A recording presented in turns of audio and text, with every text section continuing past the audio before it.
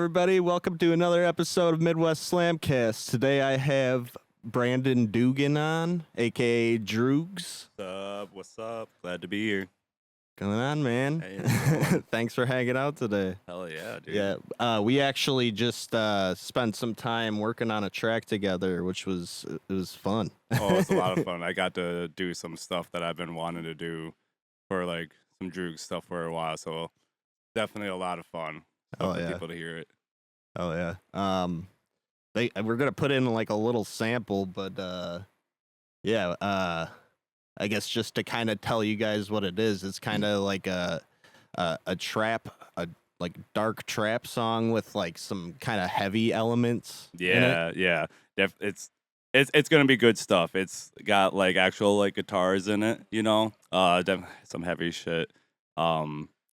I did do some screaming in it, which I don't normally do in a lot of DROOGZ stuff, but it fit. It was awesome. Yeah, I was super impressed with your screams. I will just say that. I don't do them often, but it's I don't know. It's just been able to kind of retain like my highs, I guess, from back in my metal days, I suppose. Yeah. We still do it. What? Forgive me. What band were you in again when you were? I was in Deciphering the Zodiac. That was Yeah. when I was playing shows, and then after that, I was in like an internet project called Cardigium. But Yeah, I'd never heard your screams, so I was definitely like caught off guard a little bit. I was like, "Holy shit!" You threw Yeah. some like nasty gutturals in there and shit. yeah, like- had some fun with it. Had some fun with it. Hell yeah. Oh yeah. All right. Well, I guess we'll throw in like a little like demo like right here, so you guys can check out what we worked on. Hell yeah. All right, right here.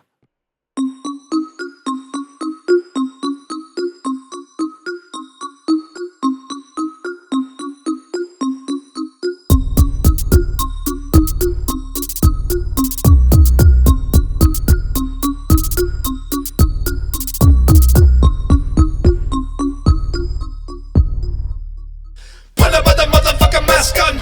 Cause I stink if you wanna catch one. Dress you up in red and you looking fashion. Don't you doubt me when it comes to passion.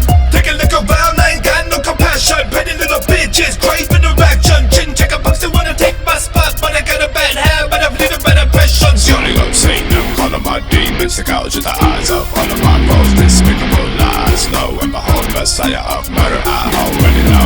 Yelling up Satan, calling my demons to gouge the eyes of all of my foes. Despicable lies, lo and behold, Messiah of murder, I already know. Fuck it up, I take a little more bitch. Take a car, turn around and do a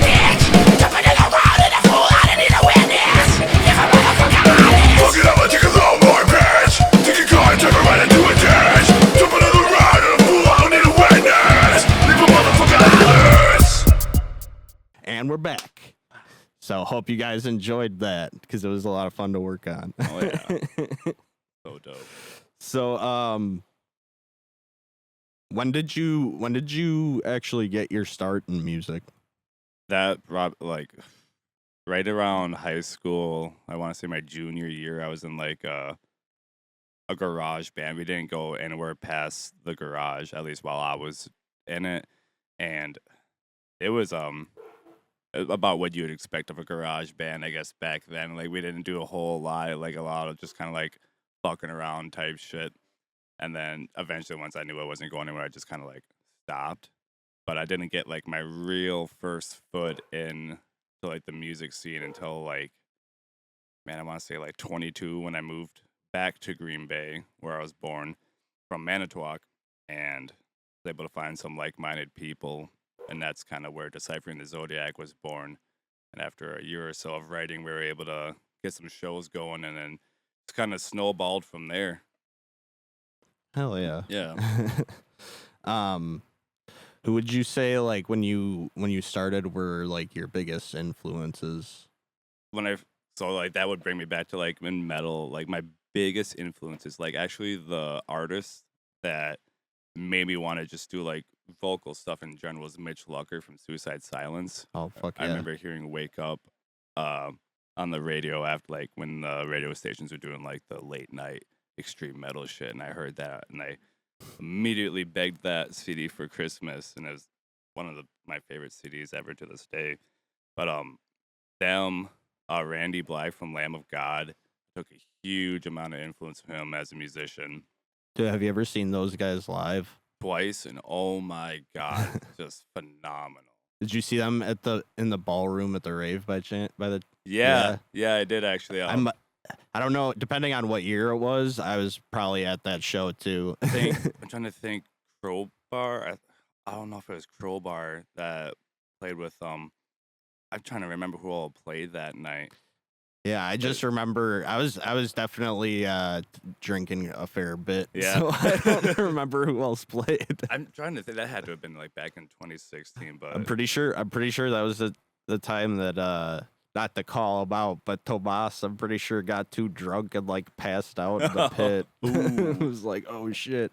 I had to like carry him out of there.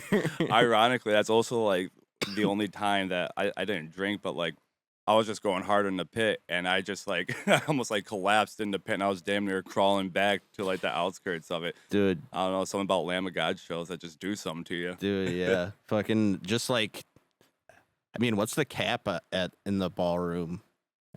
I haven't been there in forever, but the ballroom. It's got to be like, I don't even know, like 2,000? I was gonna say 2,500 maybe? a couple thousand. I want to say, yeah. But yeah, when that gets like packed up full of people and you're like in the middle of a pit where it's just like a sea of people, like Yeah. Sea of people. there's you can't breathe hardly, like No, you're just ass to elbows with everyone, and the only way like getting back is almost just as bad as getting to the front because you're just gonna have to like push past people no matter what, and it's just like trying to like swim up from like drowning type shit. It's crazy. But yeah, so Mitch, Randy, anybody else? Linkin Park too. Just Linkin Park and Slipknot. I want to put those together just because they both have like. Well, since you mentioned them, I gotta ask, what do you think of the new vocalist? Oh man, I've been like I didn't say anything about it at all on social media just because like, man, there's a lot of shit that's just been going on. Like, artistically, musically, I think it's all right. I think it's good.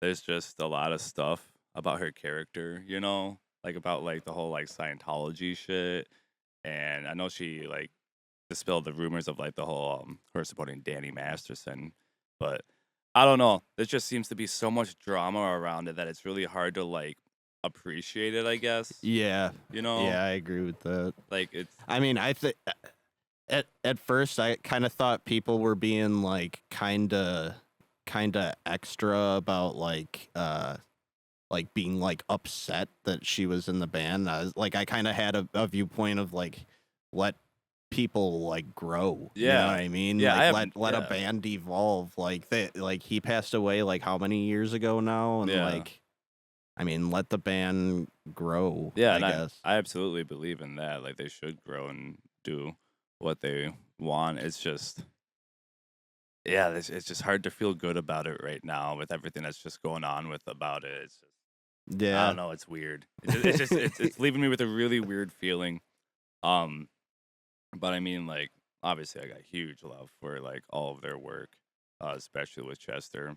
Their blend of like hip hop and like rock and metal is just stuck to me from the get go, Oh yeah. That and Slipknot, just because Slipknot kind of have like, especially their earlier shit, they had like very much like rap influences in their stuff, like where chords just straight up like rapping and some of the stuff. It's really cool. Oh yeah. Yeah. Definitely. So are there any songs or albums that like you would say like had like a strong influence on you, like specific? Yeah. Definitely Iowa by them for sure. That and their self-titled I almost like just keep them together because like they're both just so huge and powerful in their own way. And then Linkin Park, honestly, their album Minutes to Midnight, a lot of people don't think it's like their best, and like I don't think it's their best, but I listened to that album so much when I was younger that like it just naturally shaped me as who I am, like growing up like as a teenager. Like a lot of the songs on there just like really spoke to me in a way, I just really resonated with that album a lot. But other than those artists, Eminem's album, I forget which one it was. Um, I think it's his first LP that had that Stan song on there. Oh yeah. Yeah. Um, my parents gave me that for Christmas when I was like, I think 11 years old, and like a lot of those songs on it are just like really like fucked up. And I was just like, I really liked it as an 11-year-old, but I was like thinking at the time like, wow, I should not be listening to this. But like, he just like that album, he really gave like a lot of like raw, just like I don't know. I felt like that was like the truest form of Dude, Slim Shady. Eminem just like he has so much like great fucking music. Yeah. Like I remember I was probably like I don't even know, like 8 or 9, and I think it was the 8 Mile soundtrack. Yeah. But I was like obsessed with with Rabbit Run. Oh yeah. That was on that one, right? I think so. Yeah.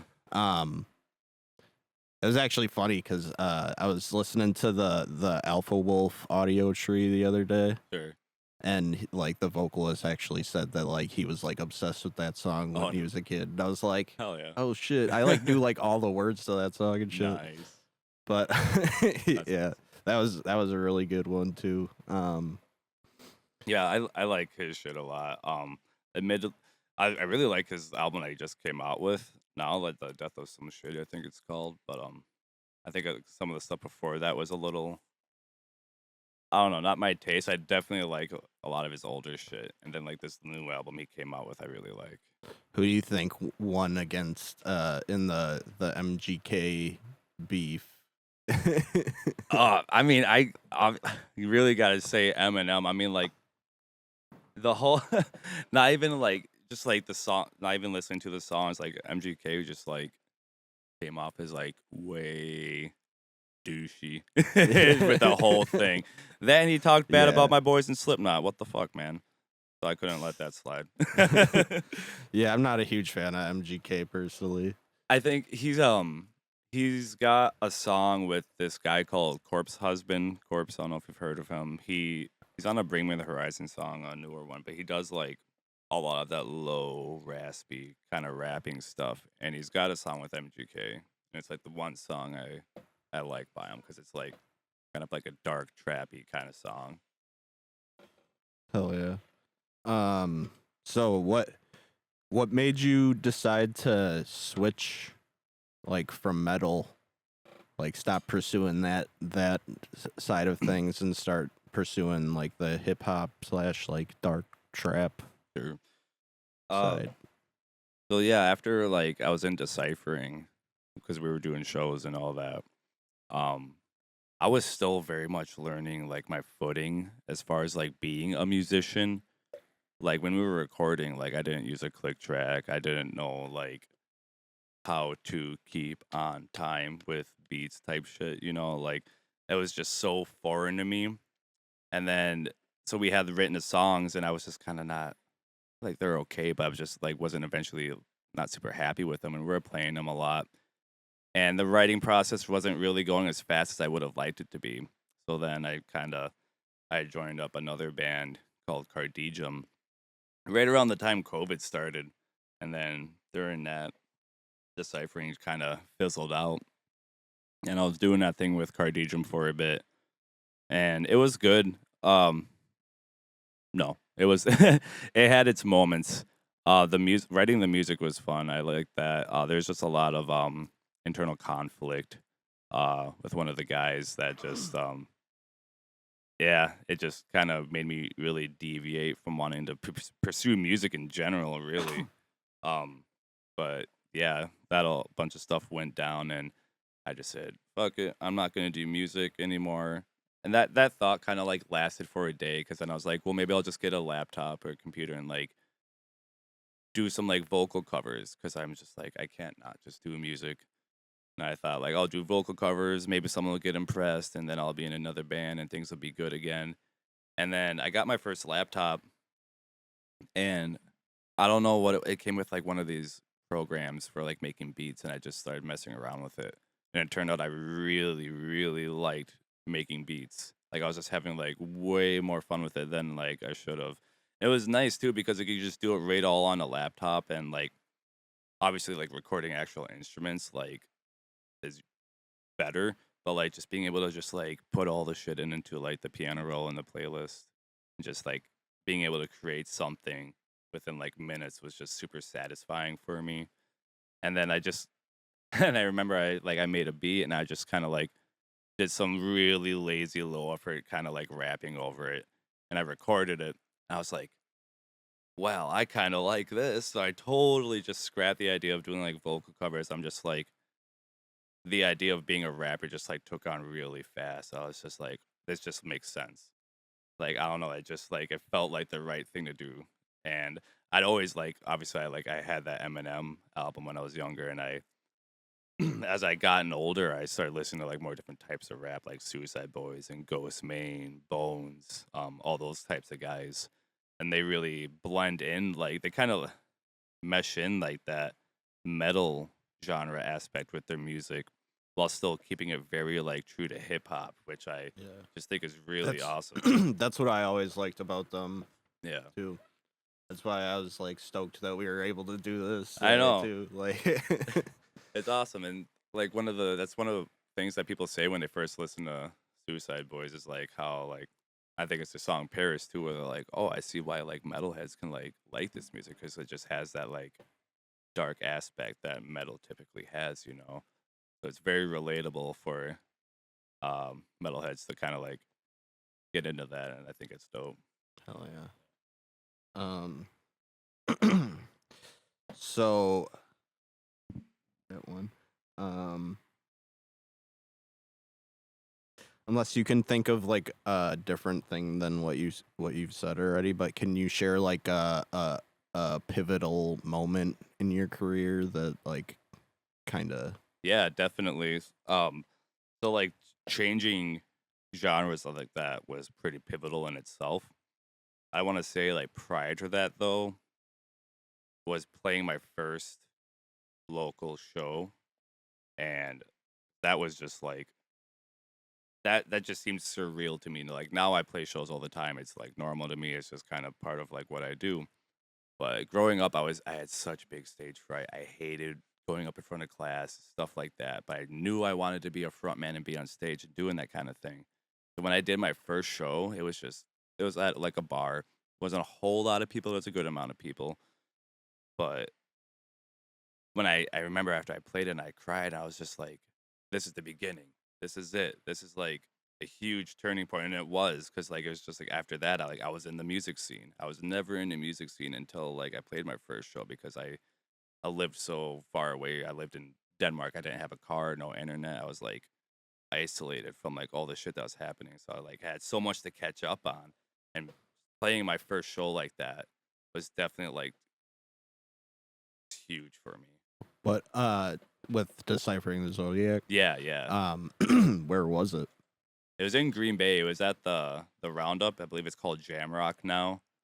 Oh, I think I played there before. Is that like it's just like a small little bar, and then Small they little have bar, like a yeah. stage in the corner Yep. with like just like some little lights and stuff. Yeah, literally then nothing the- The The pool tables are like right in front of the stage, basically. Yep, yeah, I yep, played there yep. before. Hell yeah. And it was cool because I had seen, when I first moved to Green Bay before I was like in a band, I had seen a couple local shows there. So it was pretty cool to say that like I played my first show there. But yeah, that was just huge. Just playing in front of people, growing up as that like, you know, stage fright kind of kid, and just like doing that was overcoming my fears type thing. It was beyond pivotal. I want to say, you know. Oh yeah. I like second that. Like that first time you get on stage, it's just like holy shit. Yeah, it's like I said, it's surreal. Like, I don't know, it's just being up there and performing, you're like, well, this is it. This is like, you know, you're almost like, no matter what you do after that, it's like, no matter how big your dream is, you've got a big chunk of that dream down already just by performing like that in front of people. Yeah. Oh yeah, it's like a huge relief after there's Oh like my so God. much like tension before your Yes. first time like getting up there, and just afterwards it's just like Yeah. especially if you like do a good job too. Oh my And God, then you yeah. get like Yeah. the first experience of like everybody being like, yo. Yeah, you feel like you're dreaming, like you got so much adrenaline pumping through you, can't even like talk right. You're just like water, air, thank you. Yeah, dude.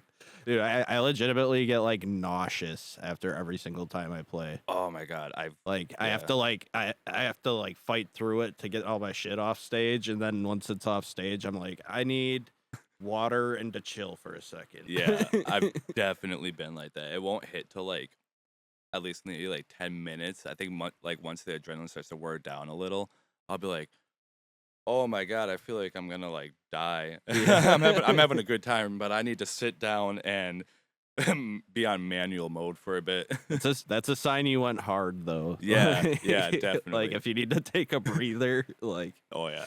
oh, we went hard on that one. Oh yeah. Feel that in the morning. So were there any like challenges other than I guess like more like personal challenges that you faced as you were like coming up? Yeah, I want to say like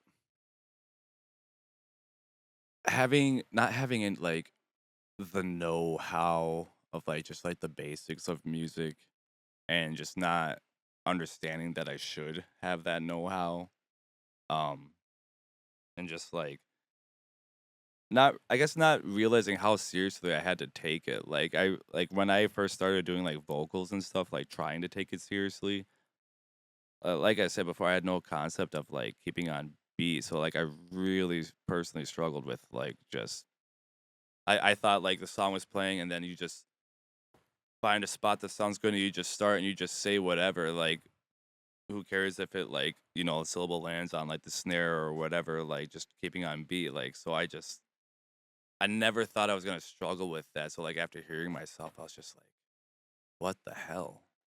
But it wasn't until like I started recording myself and got my own laptop after doing metal and all that that I really started understanding the importance of just like understanding just like basic music theory, like mhm. 1, 2, 3, 4 type shit. Yeah. Yeah. So like what if I guess what advice would you give someone starting off like based off of your experience? I'd say to just make sure you know what you're doing. Take advice from people that have been doing it. Don't be scared to ask questions. You know, and YouTube like is your best friend.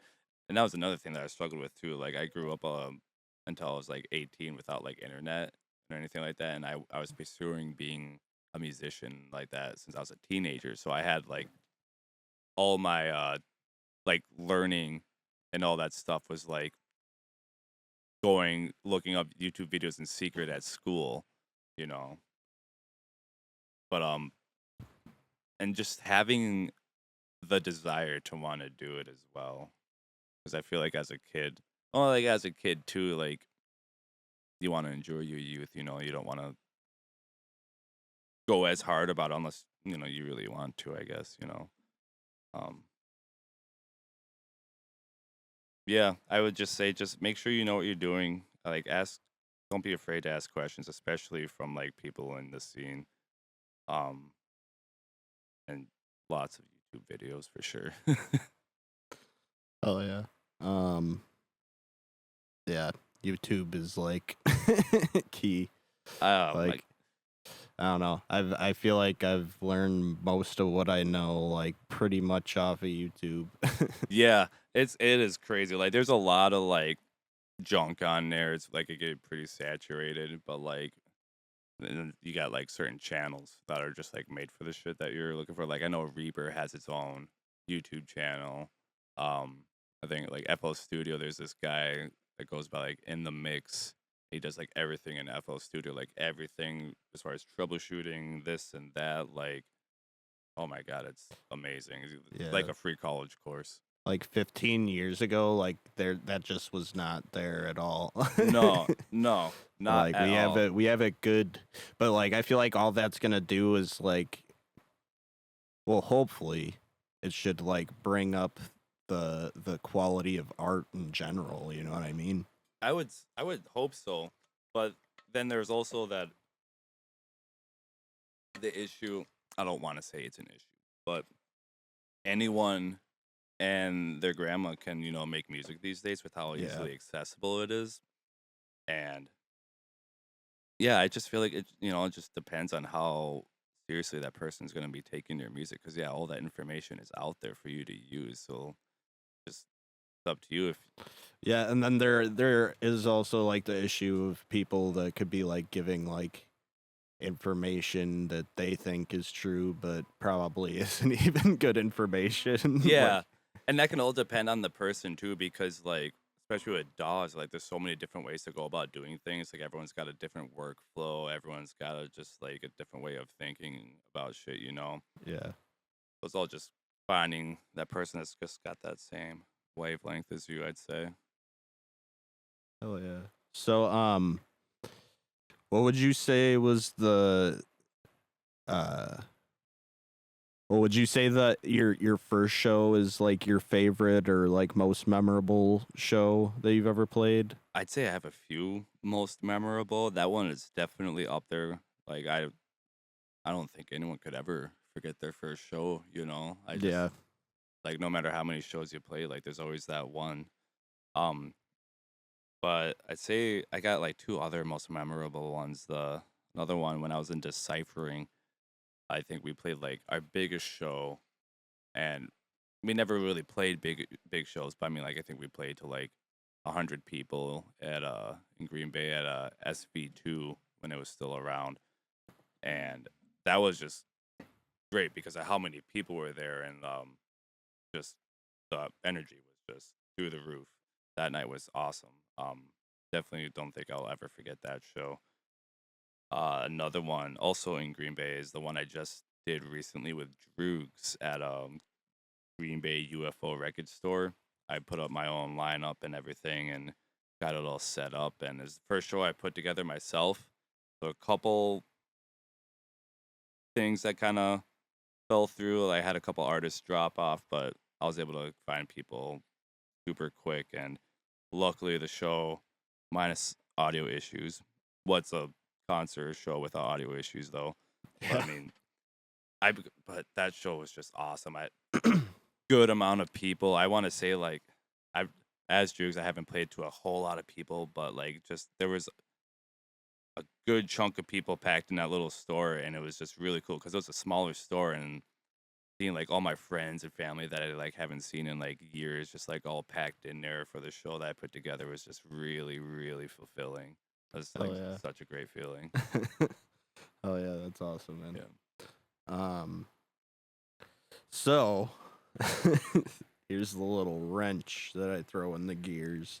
What would you say is the worst show you've ever played? Oh man, and that's like I don't want to say it feels wrong saying you played like this is the worst show, but I guess mean, like what has there ever been like a time where you've just like there have definitely something happened where you're just like, what the fuck, dude? Are Definitely. you serious? definitely there have definitely been shows that happen like that.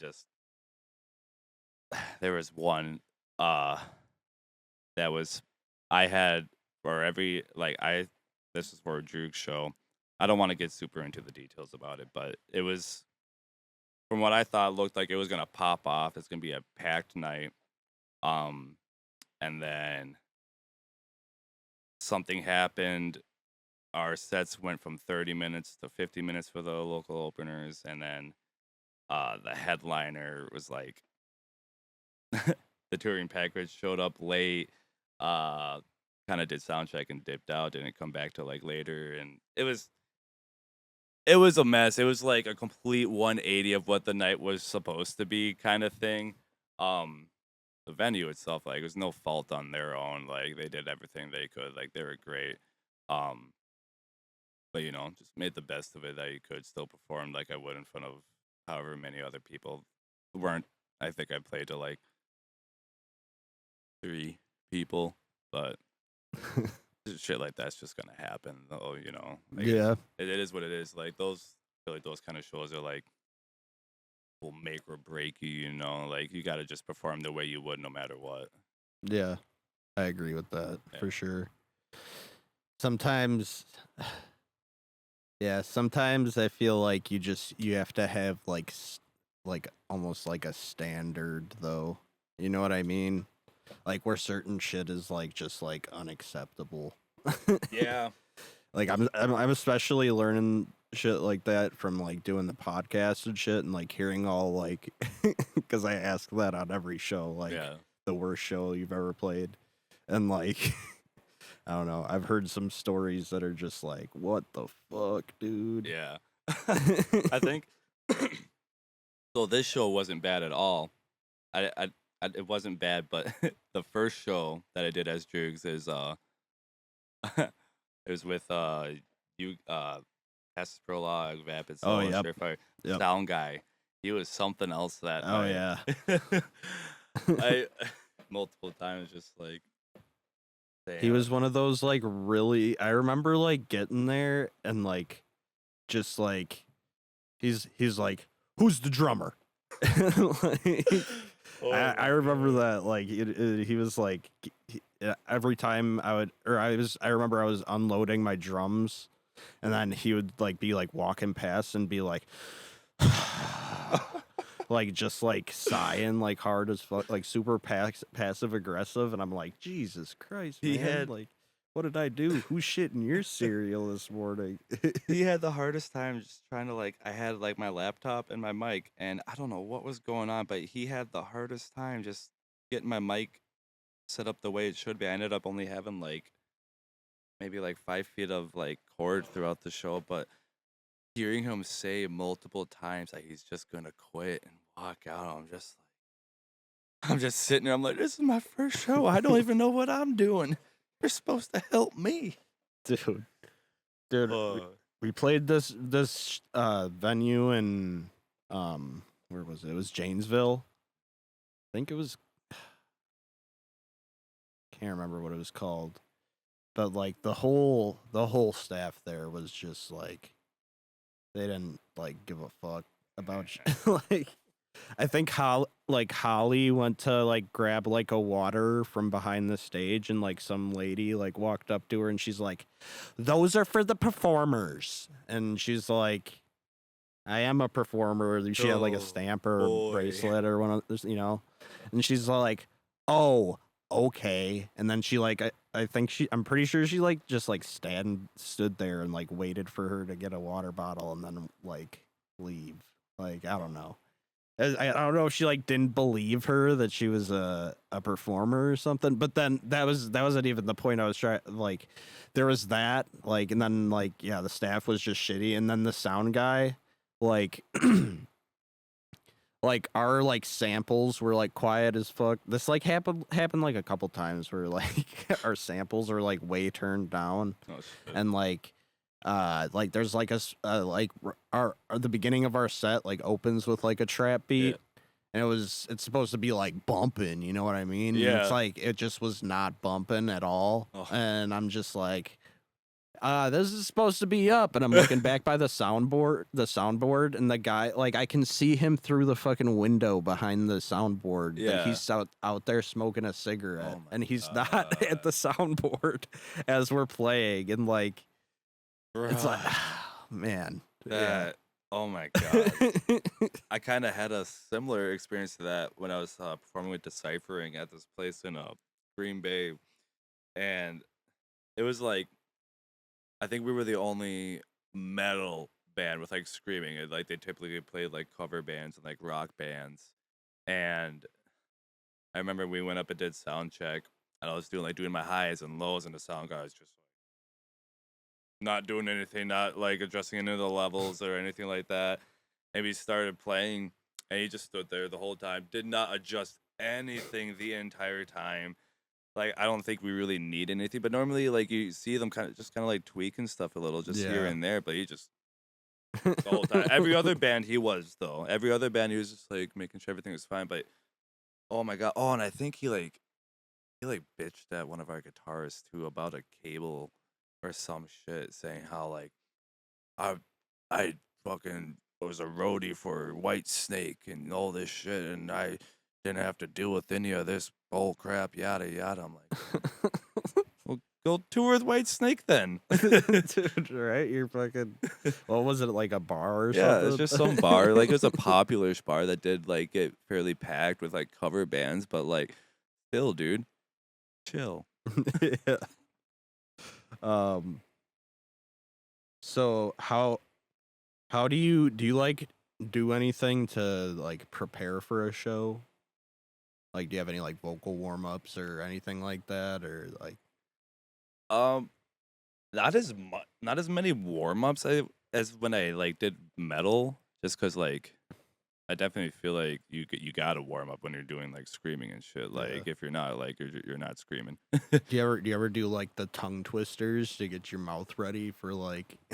Sometimes, one of the big things that I used to do, because I bought that Melissa Cross DVD, the Zen of Screaming, I think, like years ago, and I would always just do like, I don't think I even watched the whole thing. I think I saw like the basic like stretches and warm ups she did, and I just like did those religiously, and it was just like a bunch of like mouth stretching, like, and then like opening your mouth as wide as you can, and lots of like humming that like resonates within your cheek type thing. Yeah. Lots of humming. I feel like was one of the best things. Another thing I started doing is like, I don't know if you've ever heard of like Mongolian throat singing, where you're like, yeah, I've like gotten okay at doing that, and I feel like that kind of like is like a nice massage on the vocal cords. Dude, Even low key, let me hear that.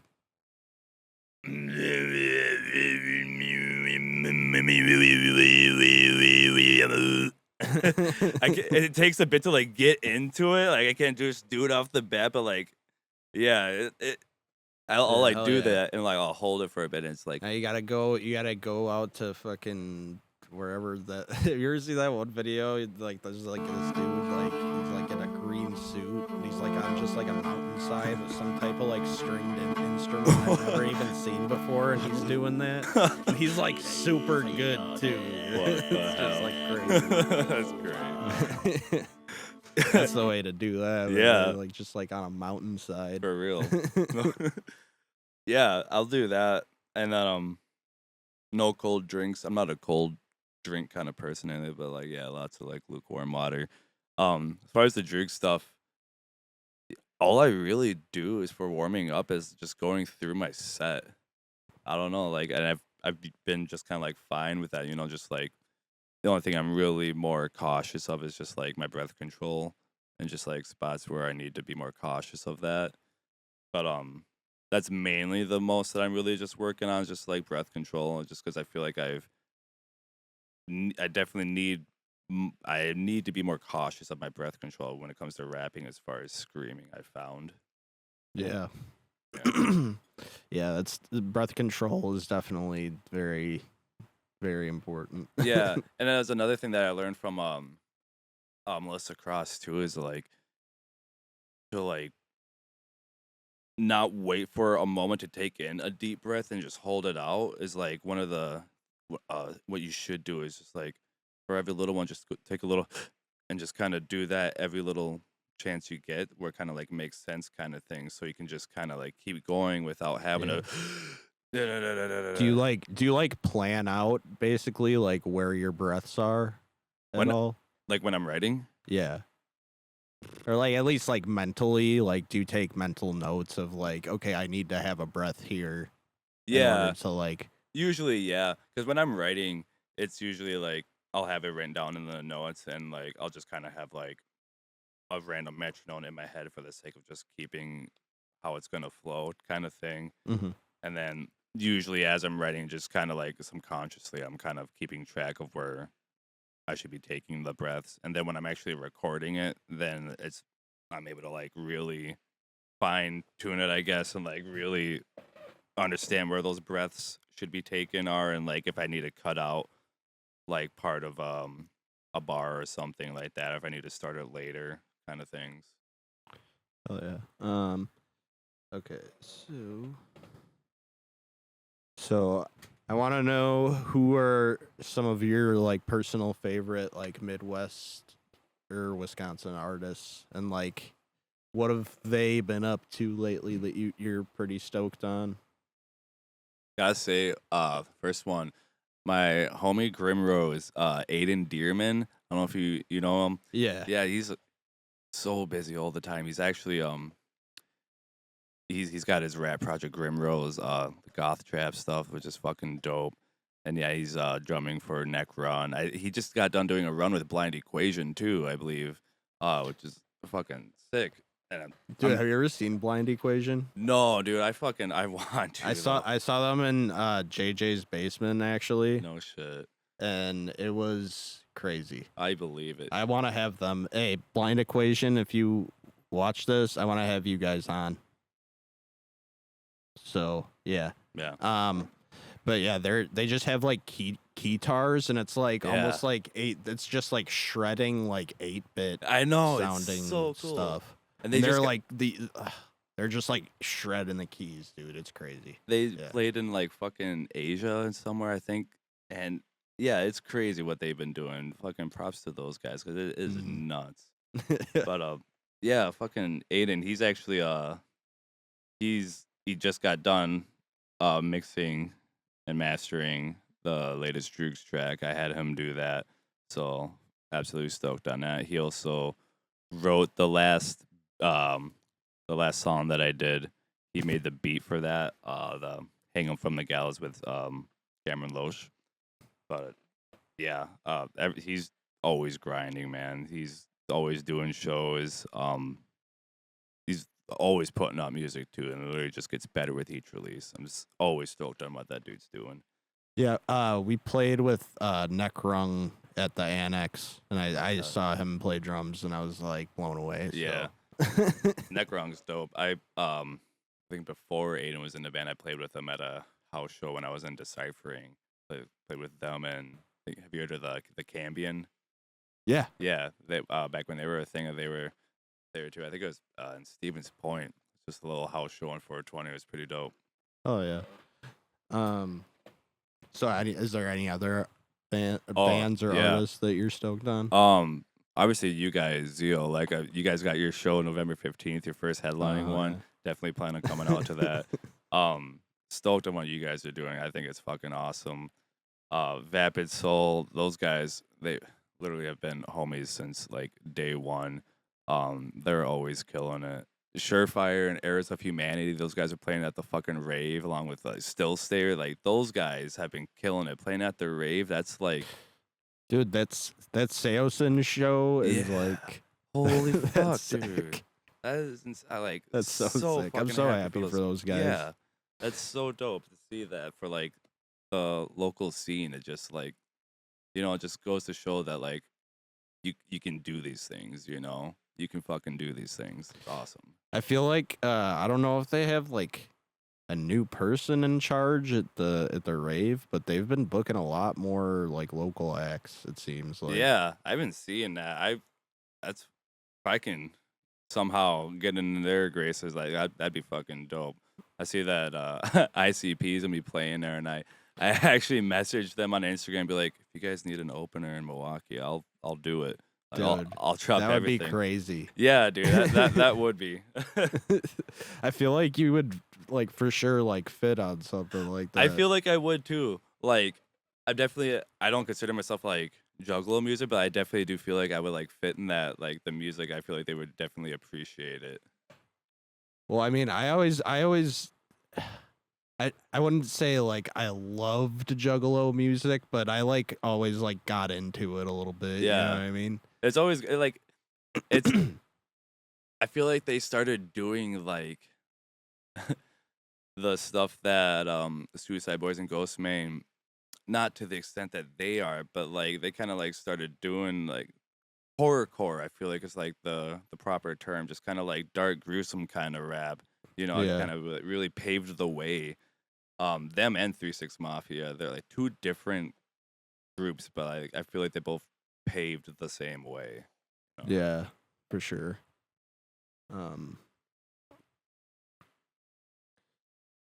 So I guess like what's your take on like the trajectory of the Wisconsin music scene? And I guess what role do you feel DROOGZ plays in that trajectory? Yeah, I mean, all the artists that have been like grinding and working hard like the last how many years have just been like going up, and it's really awesome to see that like on both sides, the metal and hip hop. And like with DROOGZ, I feel like I fit in that trajectory by like bringing like both of those like trying to bring both of those genres together within the scene more cohesively than they are. I don't want to say I'm like I don't want to say I'm like an innovator. I'm like the first guy to like do this, but like I feel like that's kind of like where I sit in that trajectory. I'm very much pushing for that, just like the metal and hip hop to just kind of like be more cohesive together within the scene. Like Danny Brown is opening for Knocked Loose, which Yeah, I is saw that. freaking awesome. And Knocked Loose opened up for Suicide Boys way back then. So it's like people fuck with this shit, and it's like it could be such like a bigger and more supporting scene than like it already is. And I only see huge things coming from, and I just really want to help push that. Hell yeah. Yeah. Hell yeah. Same here. Fuck yeah, dude. I feel like we're doing that too. Like just like, you know, like you got like your place in like the metal scene, I got my place in the hip hop scene, and like making that song together, you know, I just feel like it just helps it with all of that, you know. Fuck It's yeah. awesome. That is just fucking dope. I was stoked. I was stoked to do it, dude. Like, Yeah. I was excited to see like where you kind of like went with like my idea that I threw on there, and like I definitely fuck with it. Yeah. Heavy. I when you first sent it, I started listening to it, and I was like, okay, I gotta listen to it on my computer. I was just listening to my phone. I'm like, not doing it justice. And I listened to it, and I pulled out some lyrics. I'm like, all right, we're going somewhere with this. So like, I've that's why I very much knew like what to do as soon as we jumped into it. Felt very natural. Oh yeah, definitely like where it's going for Yeah, sure. dude.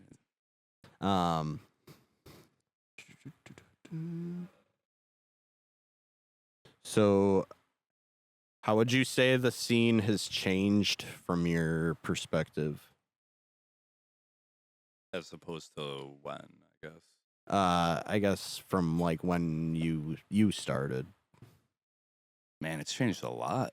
You know, especially with COVID, so much has changed.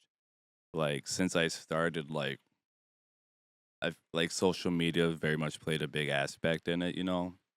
But like when I first started, no one was just like reels, TikToks, shorts of this and that and this and that. You know, it's very much still felt like kind of like old school play shows. You know, have an internet presence, be interactive on there. You know, but it definitely it's changed so much just in the sense that in the way that we consume content, you know. I don't want to say I don't want to mean this negatively, but like people's attention spans I feel like have just generally gotten shorter, especially with the consumption of short-term content. You know, songs are shorter, you know, short form videos, you know, versus just like watching an actual YouTube video. I feel like that's just been pushed so much more with the change in the music scene, and it's a lot of people struggle with it, like myself including, because it's hard to like, I don't know, it's changed, you know, like from the 80s going to like the 2000s, you know, from like just plastering flyers wherever you can, you know, to like getting on the radio, getting on TV, MTV, you know. It's constantly changing, and it feels like this is one of the more, I guess, drastic changes. But I don't know. I feel like anyone could say that as far as like any change in the music scene. But just as far as just like the pushing of content, it feels like it's just been like so much more. And it's been causing like a burnout in a lot of artists too, Yeah, you know? for sure. Yeah. Definitely. That's why I don't know, did you watch the Still Stayer one at all? Which one? The The- Still Stayer or the one with Luke and Marcus from Still Stayer. What did they do? Midwest Slant the Oh, podcast. yeah. Yeah, that was like one of the things that like they were talking about, and they like hired a person to like handle their like most of their social media, so Yeah. that's why I've been kind of thinking about like looking into that as well for Zeal, because it gets really difficult to manage all Yeah. that. That's actually what I've in the process of doing. I'm working with a company that's gonna be, I just changed my plan up, but I'll be having someone that will be like working with me as far as like posting and scheduling stuff and making content. And they've already been like super helpful with me. Like I got like sticker designs and everything. Like I made my own Facebook group and they made like the cover photo for it. Like a monthly planner for like posting on what days and what time and shit like that. 'Cause having people to help you with that is like, you can't do that on your own for sure. Yeah. Like I mean, you could, but you're not going to be happy, Right. you know? And it's been like, I just definitely feel like in this day and age, you definitely need someone else to like be able to take care of that, especially as a solo artist. Cause I'm just like, you start to realize like being like being an artist like that's it's like being like an entrepreneur, right? oh yeah. Oh yeah, I was gonna say like as like an entrepreneur, like you start to realize that like your time is like incredibly valuable, Oh my God. Yeah. because that was the good idea I was gonna say. But so like just as an example, like I told you about how I made the Facebook posts about like our Zeal's new EP releasing and our new show, like Yeah. our EP release show, Yeah. November 15th at X-Ray Arcade. So like I like made that whole post just for like Facebook to like like take it off because of community standards. And I'm like, dude, I'd spent like easily like 15 minutes like on that post, you know what I mean? Like Yup. making sure like it says Yup. everything that I want to say and the grammar's good, and you know, and like and then just for it to be like wasted. Like all that time wasted that I could have been doing something else, you know. So frustrating. Do you But- use a business MetaSuite app? I do, yeah, I do. Okay, yeah. That one is helpful because like you're able to just post from Instagram and Facebook at the same time and like schedule the shit too. Yeah. That one's nice. Yeah, now that you say that, I should use that more. I The like scheduling thing, because Yeah. I'll often like I was really upset about it because I like spent my whole like break at work doing it. You know what I Yeah. mean? And then like it just like flagged it. I think it was because of like the ticket link that I shared. Like they were trying to say that I was phishing, but I don't know. I don't Yeah. know. so I like requested a review on it, so hopefully they like look at it and realize Yeah. that it's not. But I also posted 2 times that same post, and like I like rewrote it the second time, and it happened again. So I don't fucking know. that's meta be fucking weird. Yeah. That's another thing too that makes it all the more frustrating. Like you'll do all this shit just for the shit to come back like that, and it's like, what the fuck? I don't even Or, want to be like- doing this. In or the like first place. certain posts, like you can like tell just by like the like amount of like engagement you get on it that it's like you're not getting the like You're not hitting the algorithm. Yeah. Yeah. Like it's just like I guess up to them. And You it's know? it is so weird because like they say there are certain times you gotta like do on certain days, and sometimes that can change. Like for the year of 2024, Mondays between 9 and 12 and 5 and 7, Tuesday, like it's like holy fuck. Like I will schedule my posts out. I try to be like I'm not posting shit at like 2 in the morning, you know, because like Yeah. but I'll just shoot a ballpark around like noon or like later in the afternoon because it's just really tedious just after before every post being like, oh, it's Friday. This time day. Oh wait, no, it's Thursday. I gotta do it between this time, and it's I don't know. It's exhausting. Yeah. It's a lot to keep up with. Yeah. So having someone to help with that is great. So what do you think artists, I guess artists in the Midwest, but I guess also in general, could be doing better?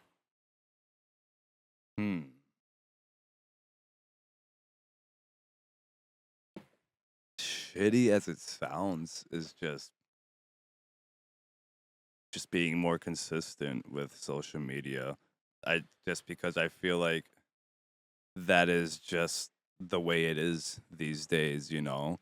Yeah. Like like you could have one good post do good, but that like you got to keep following it up and everything. Like you have to be consistent, like no matter what. Like just as far as social media goes, because you will like you'll have a loyal fan base, especially like ones that like come out to shows and everything like that. But just I feel like just with the internet age and the way everything is now, just you have to be constantly engaging, constantly just like making sure you're not forgotten because like I said before, just people's attention spans are just not like mine included. I'm not like just shitting on the population, just like attention spans are I feel just aren't what they were before. So you just kind of like constantly have to be consistent with that engagement. Vine ruined everybody. Holy fuck, that's kind of where it started, isn't it? Like no shit. That really was where it started in terms of like short term like content. What was Vine? Was it only like 6 seconds or something like that, or was it longer than that? Oh, I think it was longer than I've Might have been like 15 seconds or something like that. But like, yeah. so many people like just like blew up off of it. I feel like that's where like the idea of like TikTok came and shit. Oh yeah. Yeah, Vine did a lot for people. And all the other companies copied with their like reels and shorts. Oh And shit. god, yeah. Yeah, no. Now that's like the way to way to get your shit out there, kind of. I remember when stories were a thing. Like I had Snapchat like since it first came out back in like 2012, 13. And I remember when stories were first introduced, like that wasn't even a thing. Like Snapchat was the first one to do that. I remember like I had no clue what the hell they were. I thought everyone's stories were like directed at me. So like I was just going through people's stories. I'm like, oh, okay. Like what okay, hi to you too. Like someone would just be like, good night everyone. I'm just like I think I actually replied or something. They're like, oh, good night. I'm just thinking like that. It was for me. I did not understand the concept of stories, you know? And then Instagram and Facebook started doing that. And now it's like, I feel like it's like the newer generations. I feel like stories are just like always been a thing, you know? Yeah. Weird. Yeah, for sure. So can you discuss your lyric writing a little bit? Like, I guess what inspires you to write about? Like, I guess what's your favorite subject to write about? So, since I started doing rap, one of the first things I did was to stop taking lyric writing so seriously. Its subject matter, stop taking it so seriously, and just kind of just having more fun with it. Obviously, a lot of the subject matter, like in Suicide Boys and Ghost Maiden, it's a lot of popping pills, doing this, you know, kind of shit that I don't want to say it's like pushing like a bad message, but just kind of like just not taking it seriously. You're just kind of like having fun with it, you know. And I try to compare that to like when metal bands will sing about like slicing the head off a demon in some sort of like cosmic apocalypse, you know, like are we really Yeah. doing that? You know, or just shit like that. So like I definitely do just kind of like have fun with it. Like I'll I obviously have like people that I've not been on good terms with. A lot of people, um, enemies, haters, whatever, you know. And you know, I'll kind of just use that and just kind of like a lot of it's just kind of like talking shit, talking your shit, you know, just kind of like feeling good about yourself, just kind of being like I'm top shit, kind of thing. But then that just kind of that stays in the lyrics. Like I'm very I try to think I'm very humble like outside of that, but a lot of the music just is having fun with it a lot of times. I do obviously write like some serious subject matter. Like my first song, No Escape, was very much on the topics of like being on antidepressants and the cost of just being having to pay for your mental health type of thing, you know. Um, and I wanted to do that for like my first one. I wanted to not come off as like a typical kind of rapper, I guess. But then as I did, I was just like I said, I was just having more fun with it, you know. Mm-hmm. So I just kind of like I've left a very wide open door as far as subject matter. Just I don't want to, I guess, corner myself into one thing. But a lot of it's just like dark takes on just other shit like I'm talking about just like dark parts of my childhood. I like to talk about just like some of the fucked up shit that you'll hear about on the news or the TV, and just kind of like you'll even like take that perspective and talk about it. Um, Maybe I really like this concept of a movie, and I want to take the perspective of the villain and just put that in the form of a song, you know, without so much saying like this is a song about the fucking Jack DeFrost serial killer movie or whatever. Yeah. But Oh, yeah. that's sick. Do you have any like rituals or anything you like to do to like get you in like the vibes for writing? I talk about weed. Yeah. Okay. I definitely smoke before I like to do anything creative. I'm a smoker at like it just get myself in the mood, have a little bowl and just fucking get some I definitely like to like listen to other artists before I get in like the mood. Like I find myself when I'm like listening to Suicide Boys or Ghost Man, I'll be like rapping along to it and I'll be like, ooh, I feel really inspired, and it'll just get me pumped to go right into the studio and just kind of like, stuff will just start spilling out, and that's always great. And other than that, I'll always just make sure I have a cup of water in there with me. Um, my black cat Vivi, he's got his own little bed in there. He always, every time I record, almost every time he's in there in the corner hanging out with me. So that's almost become like a tradition. But yeah, nothing too crazy. I got my own room for it. I'll smoke beforehand. I'll go in there and then put the headphones on and just kind of see what happens. Really, normally like I'll know if I'm going to be going into like do vocal stuff. That'll usually like, take a bit more like seriously get into the like the mind zone of it. But when I'm like making beats, I'm very just kind of like I'll just sit down and like I'll even be on my phone, whatever, just kind of fucking around and just making shit and having fun with it. Oh yeah. Do you like keep like the way your like the listeners feel as they listen to your music like in mind when you write? I get what you're saying. I definitely do a lot more now. Like, I definitely try to think of like, oh, what's gonna get someone like pumped up, versus just like me just kind of like doing my thing. Like I am still very much doing my thing, but like I want to be like, oh, this would be like a good part for like the crowd to have like chant back. Oh, this would be, just shit like that. Um, I do like to think about. I'll get my fiance's input on a lot of stuff too. Like, you think people will fuck with this? You think this is a good part?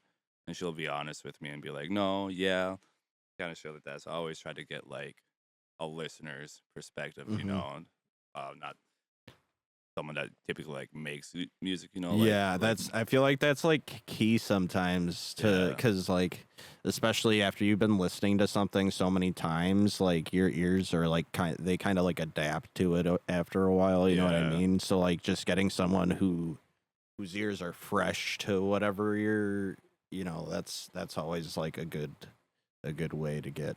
That's why like Holly is like my barometer for mixes yeah, yeah. basically. There you go. Oh, yeah. um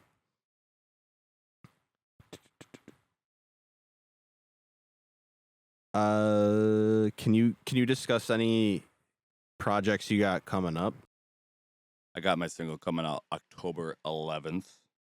Oh shit. Oh yeah, song's called "If You Know, You Know." That's the one that Aiden worked on. Other than that, Did um, he feature on that as well? Or he just he just mixed and mastered Oh, that. okay. Yeah. Hell yeah. I definitely gotta get on a song like with him someday. We've been talking about getting something like that in the works soon. I got a couple other guys that there's a guy from the UK who I've been working with back and forth. He's makes beats and he's really fucking good. He makes like very much like Ghostman-esque kind of beats, and he was also in the metal scene, so like our visions kind of like align together. I'm working on putting vocals together for that. I know Doppelganger, the band Oh Doppel. yeah.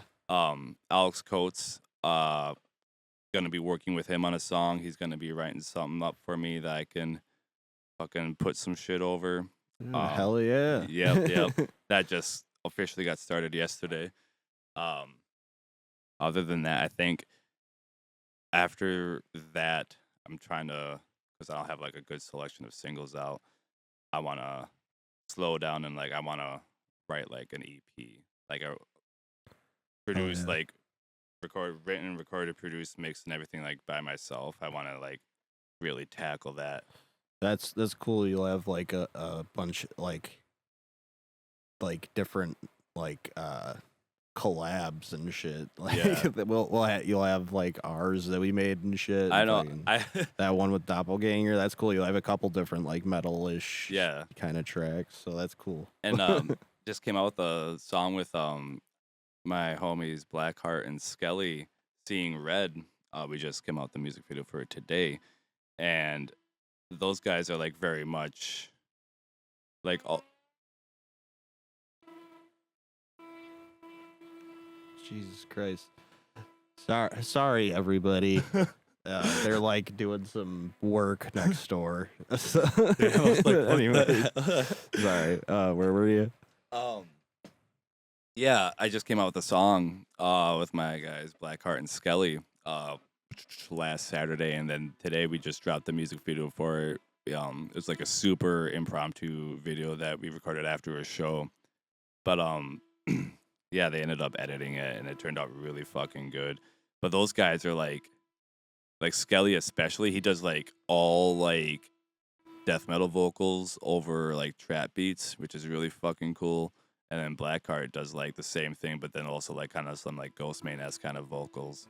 So like just having that like metal ishness with that all together is fucking dope as well. Like I'm very much breaking out into like the different like subgenres now. Do you have anything that has like any like guitar or like heavy elements with that yet? Or No, most no, I don't. I tried writing something one time with like MIDI guitar, but it just was not working at all. I have a 7-string Schecter at home that I've not touched in years. I tried doing something with it one time, but I don't know how to mix or tone guitars at all. I think I had this Joey Sturgis plugin, and I just couldn't get it to sound good, so I just said fuck it. So I'm just relying on actual guitarists to help me out in that aspect. yeah, if you ever need help with tone or anything, hit me up. I'll help you out. Dude, for hell sure. yeah. But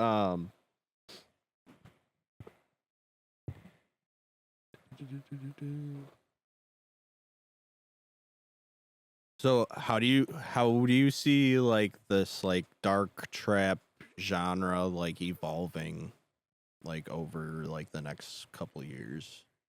It's definitely becoming more accessible. I don't want to say mainstream, but it's definitely become like way more open. Like Suicide Boys are like playing arenas now, like Yeah. shit that like our favorite metal bands aren't doing yet. Did you see them on the do you watch podcasts like ever? Theo Von Yeah, podcast? Theo- Yes, I did. Absolutely. Oh my god, that was such a great listen. Dude, yeah. That was great. That was a great one. I don't like watch podcasts or anything at all ever, but like I saw that one and I was like, I gotta sit down and listen to it. Yeah. That was a great one for Yeah. sure. It's cool that he's like Brit. I mean, I thought the Trump one was a little weird, but Yeah. Fuck.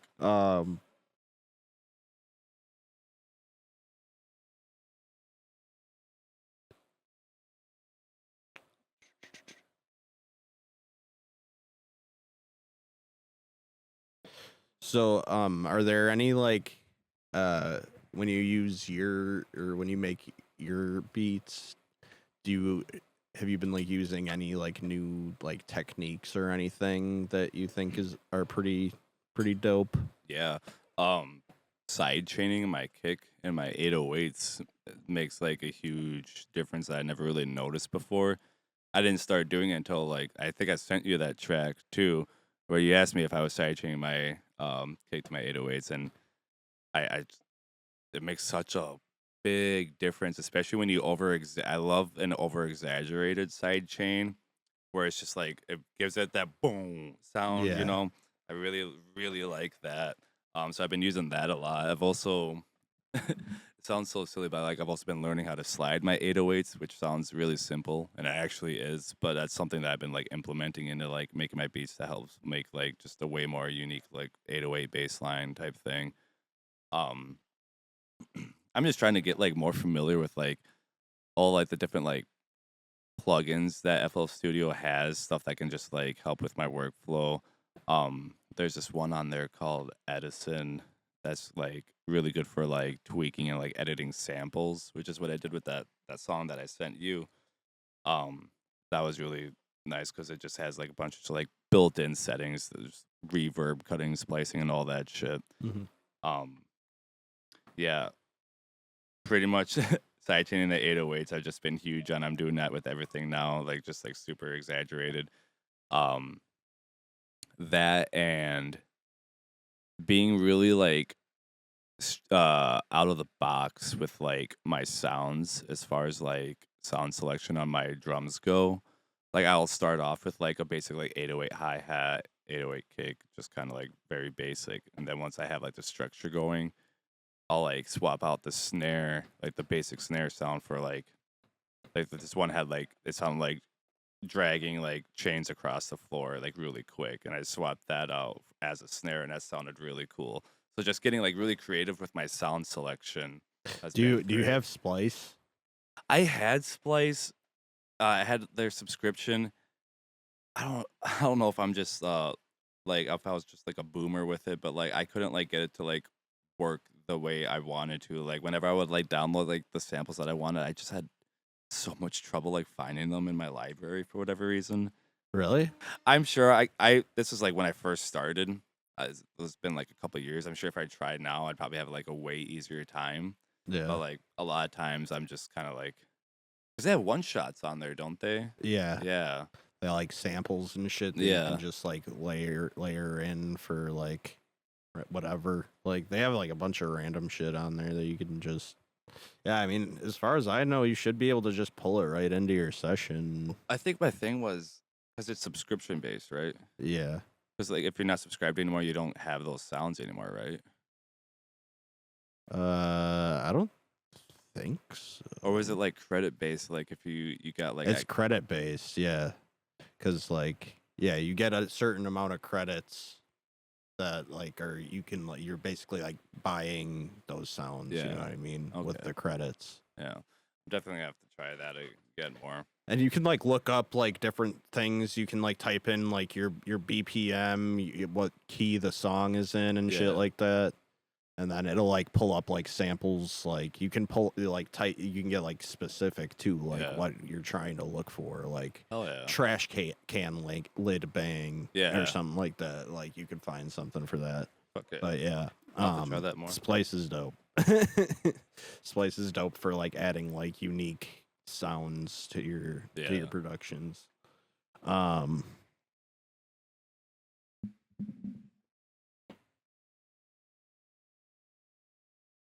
So,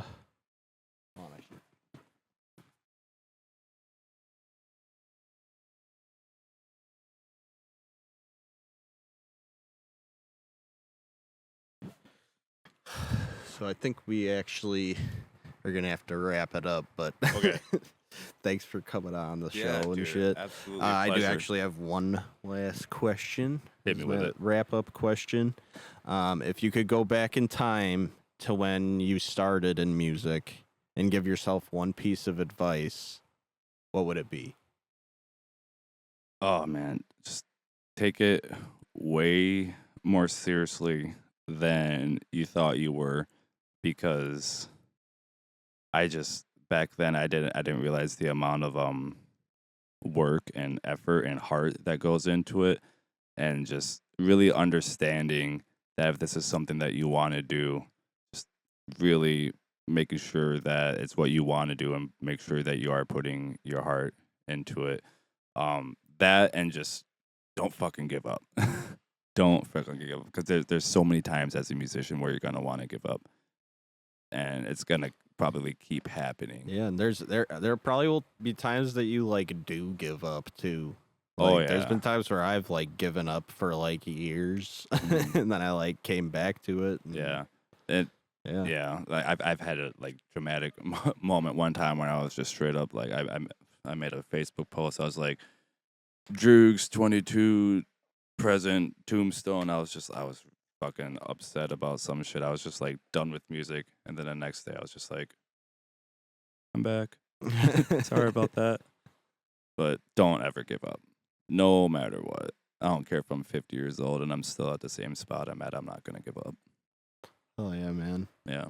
Thanks for coming on the show, dude. Thanks for having me. Do you have anything you want to promote right now? October 11th, if you know, you know, DROOGZ coming out.